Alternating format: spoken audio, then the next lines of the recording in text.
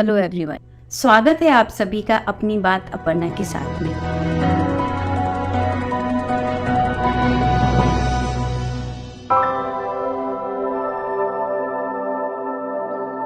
Today we have a very special guest with us, Prayagraj Ji Hule.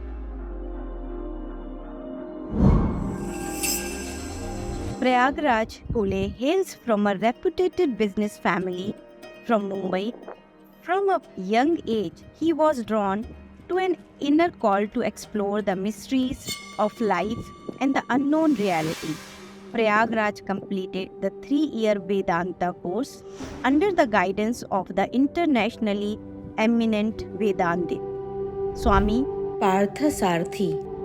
Thereafter, dedicated his life engaging in full-time study, research, and propagation of Vedanta for over 2 decades. So let's meet Prayagraj Ji. Namaste Prayagraj Ji. Nice to meet you and thanks for coming. Thanks for your valuable time today. I know you are very busy. पूरा 1 month के लिए जो आपका short visit है इधर और आपका बहुत सारे sessions, seminars यहाँ चल रहे हैं. फिर भी I am so glad I got the opportunity to meet you. So thank you so much. And first of all, I would like to know, and my viewers would like to know about Vedanta philosophy. What is the Vedanta philosophy, and what are the techniques of these Vedanta philosophy? Vedanta philosophy is it's an encyclopedia. It's a combination of several powerful thoughts which pertain to human beings, which pertain to you, me, which pertain to all the human beings, irrespective of any caste, creed, religion, race, country. Now, why is it called Vedanta? Is because it's Anta means end, Veda means knowledge. Veda means knowledge, Anta means end. So this you will find, this philosophy you will find at the end of all our Vedas, the 4 Vedas. Why end? Because it's kind of interesting to know that, as you know, Vedas, all our 4 Vedas have different knowledges. Yes. They have astrology, they have astronomy, they have mathematics, they have different calculations, they have different knowledges. But ultimately, any knowledge which is objective, which is pertaining to the world, it has no sima. Right. It just goes on and on and on. There's no satisfaction. For example, an engineer, there's no satisfaction. He'll go on doing engineering, then he'll do MBA, then he'll do something else. I know so many doctors, they've done their surgery, they've done their MD, they practice surgery after that. Now they want to do the MBA. Doctors wanting to do the MBA. Yeah. So any knowledge pertaining to the world, it just goes on and on. It has no horizon as such. But this knowledge teaches you where the end of happiness is. All other knowledges you are seeking for some happiness, some peace, some satisfaction. But Vedanta teaches you the end of knowledge, means where all knowledges culminate, where all knowledges settle. Vedanta begins, because it is the knowledge of yourself, of myself. So that is why it is at the end, so that sooner or someday you understand that what is beyond this all. So even if you will find that you will be a successful person, you're a successful mother, then you'll be a successful grandmother. Next what? I hope you're a successful wife. I don't know, but I'm hoping. I feel like, you feel. I have to ask your husband, yeah, I'm sure. Of course. So then what? What is next? Yeah. So this knowledge, it takes you inward and makes you satisfied. There is contentment, there is peace, this is ultimate happiness once you reach that. So Vedanta, it gives you the introduction of yourself to yourself. Okay. The world gives you an introduction of various subjects. But Vedanta tells you who a human being is, what is the role of the human being, and where the human being should ultimately go. Right. That is Vedanta. This contribution, thanks to the great sages, thousands of years back. They only sat and they researched for years and years and years and gave out this wonderful philosophy in the form of Upanishads, in the form of the Gita, in the form of the Prakriyas. So all this ocean of knowledge is Vedanta, which pertains to human beings, anywhere in the world. That is Vedanta. And how individual can get the benefit using Vedanta techniques, and how they can get the peace, happiness? In fact, you should be asking, interesting question, you should be asking, because they haven't got this, people are in this state today. Because you have not got this knowledge. Because otherwise, you will find there are PhDs, they're divorced. Right. I'm not saying divorce should be considered as a stigma, Yeah. but because we don't know the several reasons.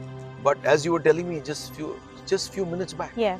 why can't two people get along? It's interesting. There is no such thing as two people are the same or similar. Little bit, there could be little similar natures. Natures means your hobbies could be similar. That is also diverse. So, how this can help you, or why people are in stress, why people are in strain, why can't people sleep, why can't people relate to their children? I'm sure as Indians, up to a point you'll be able to relate. But beyond a point, in the Western world, you'll find the children are gone. Yeah. So, why are people stressed today is because, again, you have got objective knowledge. You have got knowledge from a school, university, PhDs, only with reference to one particular subject. But Vedanta is a knowledge because nobody teaches. And anybody teaches, they have their own versions of it. No, I'm not disrespecting anyone. But spirituality, knowledge of Vedanta, just as when you go to a school, university, it is structured. It's a course. Similarly, Vedanta also has to be approached in a structured manner. So how this can help you is that it can make you happy, it can make you peaceful, it can make you dynamic. You will understand, what will make you different is, you will understand where the genesis of stress is coming from. Where is the genesis of stress is emanating from? You ask your friends, they may not know, oh, today I have a low mood, or today I'm moody, or today I am not feeling up to it. I gotta have coffee, I gotta have coffee. I gotta have caffeine. No, you can have everything, but what troubles you is your mind. Manas. In Sanskrit, it's called manas. The mind has absolutely, it is no stillness. That's the nature of the mind. There's no stillness. Humans as we are, you need to still your mind at least to a point where you need to concentrate on something. So Vedanta helps you find happiness, peace. When your mind is still, only then you can act. If the mind is not still, how can you act? If your mind is agitated, how can you drive? If the batsman, cricket, you were just talking about cricket. Your husband, he was talking about cricket. How can a batsman hit 100 when his mind is fluttering in 90s? Surgeons are not been able to perform surgery on their own family members because he's agitated. Because his son, I know so many surgeons who say, if I have to work on my family, I can't do it. I call my friends to do it. Why? Because the mind is agitated. So how this can help you is, you don't know, Aparna ji, what it can help you. You are asking me how it can help you. This will keep you dynamic till you live. This knowledge will keep you out of fear. There will be no fear. Today there is fear for everything. I can go on and on. But to answer in a nutshell, Vedanta will help you keep your mind still and your body active, and help you serve people, help you find out what your dharma is, what is your nature. You have a nature, your husband has a nature, your son has a nature. If you had a daughter, she had a nature. Everybody has a nature. there's a splash of nature. Just as there is splash of colors everywhere, there's splash of natures everywhere.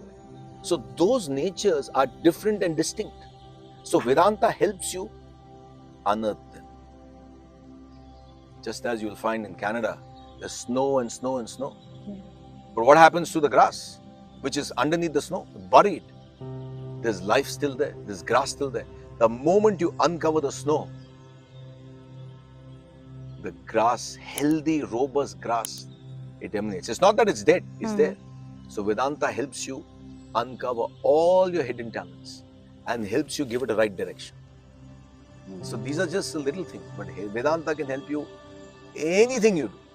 And it's not necessary that you have to go and sit in the jungles, you have to go and sit in the ashram. All you need to do is start changing your life pattern. Once you start changing your mindset, everything changes for you.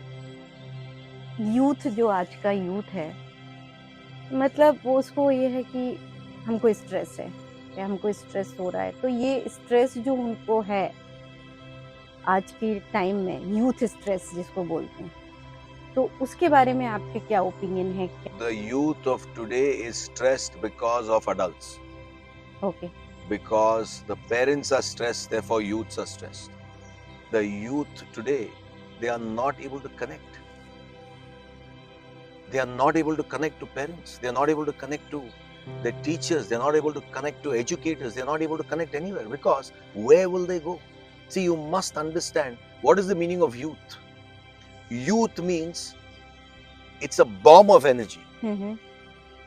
That's what youth is.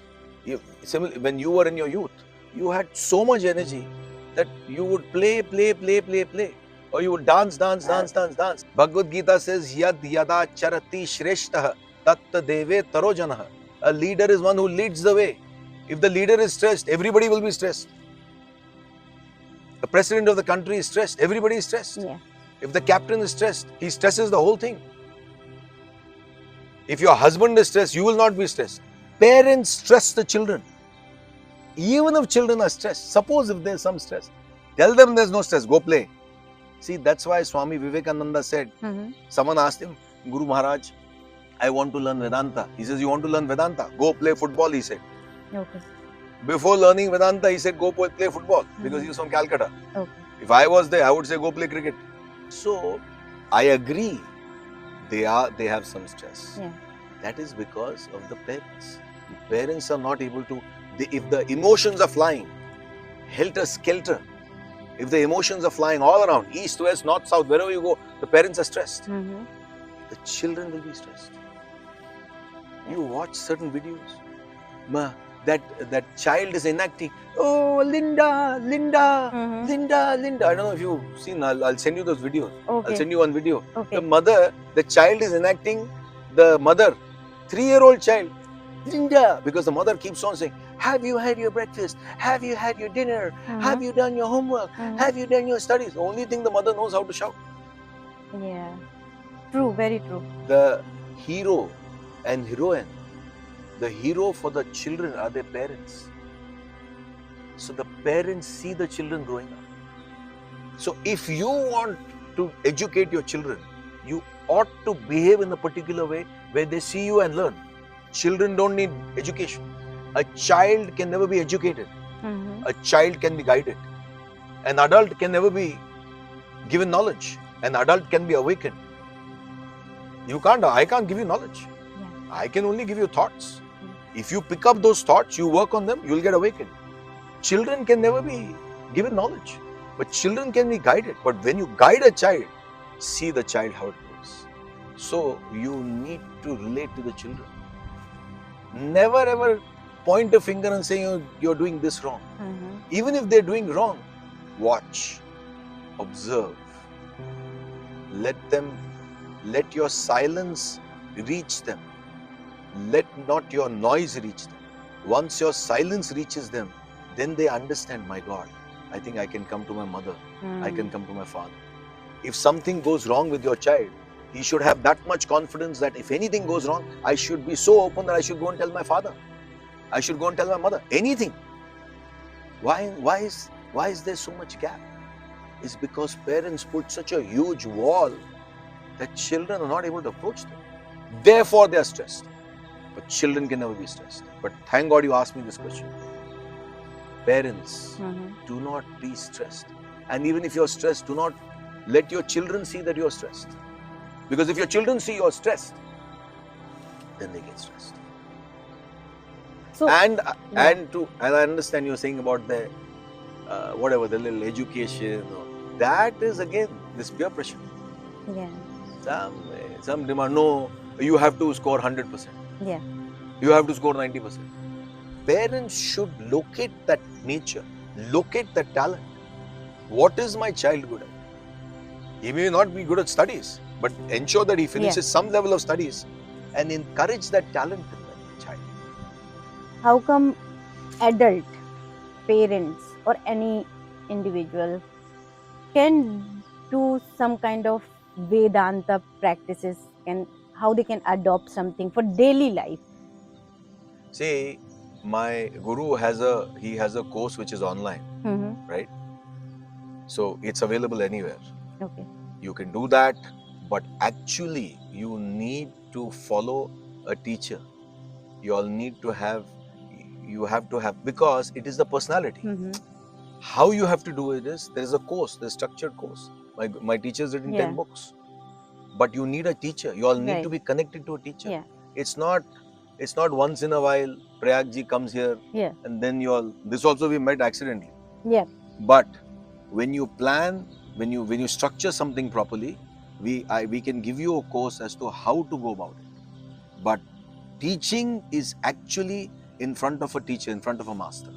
When you're connected to a master, whether in flesh and blood, then you find that it's that personality which inspires you. And that inspiration, you carry it everywhere you go. Because when you are in the world sucks you. Because there's so many things happening and you don't blame the world. Right. See, where is the world? Look at the world. Look at the prosperity. Look at the advancement. We're sitting here. What is the advancement even 10, 15 years back? So when the world is getting so advanced, the human being ought to keep that pace with the world. If you don't keep that pace with the world, it's like driving a fast car. If you cannot handle the speed, you'll crash. Yeah. The world is not going to stop. It's going to get even more. It's going to further advance. But you need to keep pace. Aparna ji, today, there's so many good things to eat. Yeah. But people don't have appetite. Why? Because overindulged in food. There are so many good things to do. But you have overindulged in everything. You understand? To get the value of food back, I'm not talking about Indians. Indians means every time there's food only. That's now so sweet of you. You came, you laid a buffet. But if you want to get a value of any food, you need to deny yourself. For a while. That self-control is not self-denial. You don't deny. You may deny yourself, but no shastras say that you have to deny anything. You have to control it, because when you control it, then you only enjoy it. But when you jump into it, when you indulge, you lose all the pleasure. You lose all the joy. So you need to be connected. Coming back to your question, you need to be connected to a master, a teacher in flesh and blood, and learn. Once you learn that, you can be anywhere. You can be in Canada, you can be in Chicago, you can be in India. You are training yourself to behave in a particular manner. Okay. That's what you need to do. So I just want to know about your journey, like how you got into this Vedanta philosophy. If you can let us know briefly. Sure. And how your life transformed using these techniques or adopting these techniques. See, in my case, it was, I come from a big business family, and I have, as I said, I've seen everything in life at a very, very early age. But that question was still there, what next? What next? There's tremendous wealth and a lot of success in anything. But that question also always used to bother when I saw my friends, when I saw my family members, they were so successful. But where are they heading? So this kind of bothered me. What am I going to do next? So when I used to ask priests who used to come to our house for pujas, I used to ask them questions. They couldn't answer me. They would say, "Nahi, bhaiya, Baba, this is Satyanarayan Ji's puja. You just have to do that. Keep quiet, that's it." I used to ask them I never used to ask them, what should I do in life? I used to ask them, what are you teaching me? What is this puja for? They couldn't answer. And trust me, it's not that we come from a Nastic family. Nastic means, for your viewers, means it's not that we don't have connection with God. I must have gone to all the shrines except for few. But nobody could educate, nobody could answer the questions the way I wanted them answered. In the sense, in a logical way, in a sequential way, in having patience. So, there is a saying, when you are prepared, you don't go to a guru. When you are prepared, the guru falls. From somewhere the guru comes. So maybe I was prepared and I was fortunate. My wife, I met my guru through my wife's family and my wife. They introduced me to Swamiji. And first time I met Swamiji because it was an accident. Trust me, it was an accident. I just happened to go to the ashram. So I totally dedicated my life. I got introduced to Swamiji in 1996. And then I started studying the Gita, his book, the Vedanta treatise, and several other things. Then first 8 years, 9 years, I only studied his literature. And then little bit, I wanted to learn a little bit more. Not that I got anything less from that, but I'm a little inquisitive. I want to learn a little more. How it transformed means, you find a person like this, it totally changes. It's not, you don't have to be scholastic. You don't have to be a pandit. You don't have to be a scholar. All you need to do is look at Lord Ganesha. You have to absorb this knowledge. And when you absorb this knowledge, it transforms you. It gives you so much confidence that Swami Vivekananda came here, Swami Ram Tirtha came here. They had no money. I have come here, just someone invited me, I came here. But I didn't know where I was going, where I was staying, who I was meeting, how I was doing. It just happened. Someone who I knew in Bombay contacted someone here. They said, oh, they read my profile. They said, no, we want to meet her. So it gives you that confidence. There is no fear. Why? Because you want to serve. So how it transforms you means, it keeps you like a flame, absolutely straight. And when the flame is straight, without any interruption, it gives light. Right. It gives light not only to yourself, it gives light to the entire house in a dark night. So you become that flame, you become that tower of confidence where you not only help yourself, you help everybody around you. Not with egoism. That is just like the sun. The sun is not egoistic. That's why we do Gayatri. The grass, look at this nature, look at these plants. They're not egoistic. They're just doing what you have to do. So in the Gita he says, Karyam karma karotiha sassanyasi sayogi.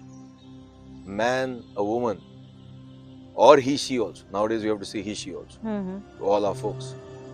Once you do your karma, once you do your swadharma, once you do your action and not look into the fruit, he is a sannyasi, he is a yogi. That gives you that satisfaction.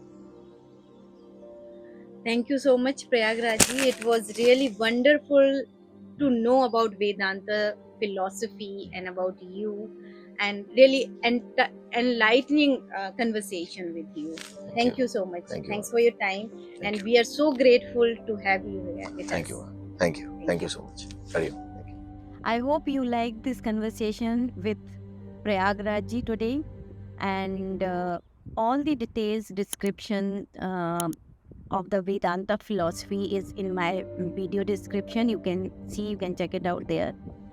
And stay tuned with my channel. Subscribe my channel for more amazing conversations, stories, events. See you very soon. Take care. Bye. Namaste.